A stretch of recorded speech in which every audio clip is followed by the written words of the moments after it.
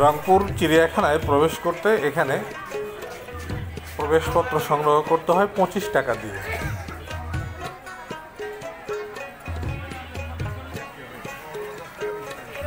শুক্রবারে অন্যান্য দিনের চেয়ে ভিড় বেশি থাকে। রংপুর চিড়িয়াখানা থেকে আমি মোহাম্মদ জহিরুল ইসলাম আপনাদের সবাইকে শুভেচ্ছা জানাচ্ছি।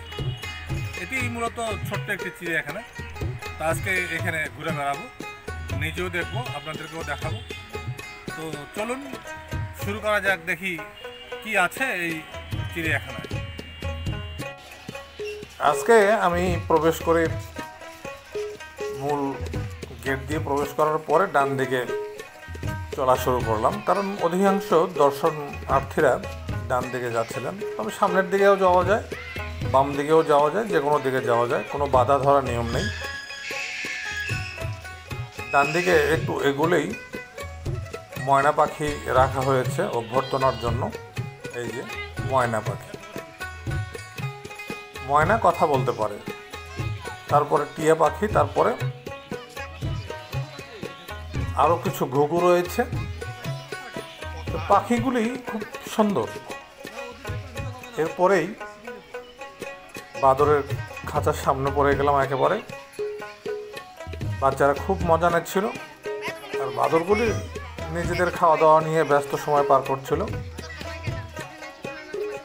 কোনো অপরাধ না করে, একেবারে কোনো অপরাধ না করে এই চিড়িয়াখানায় বন্দি করে রাখা হয়েছে এই প্রাণীগুলিকে। আচ্ছা বলুন তো, এদের কী অপরাধ?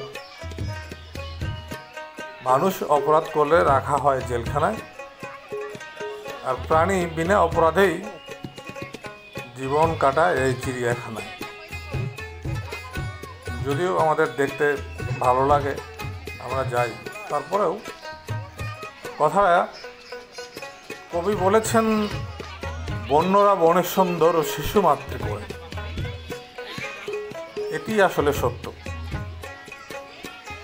তো যাই হোক, এই মুহূর্তে আমার ভিডিও যারা দেখছেন, আমার চ্যানেলে অনেক দিন আমি সরব ছিলাম না। এখন থেকে প্রতিদিন রাত 8:30 আমার ভিডিও আপনারা দেখতে পাবেন। নির্দিষ্ট কোনো বিষয় নিয়ে ভিডিও দেওয়া সম্ভব না, বিভিন্ন বিষয় নিয়ে আমি ভিডিও তৈরি করে থাকি।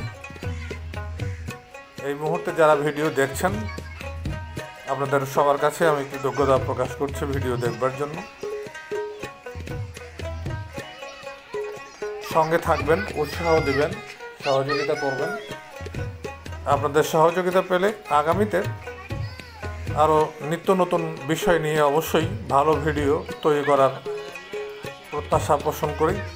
আল্লাহ সহায় হলে অবশ্যই ভালো কিছু করার চেষ্টা অব্যাহত থাকবে।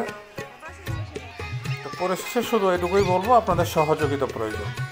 ধন্যবাদ সবাইকে।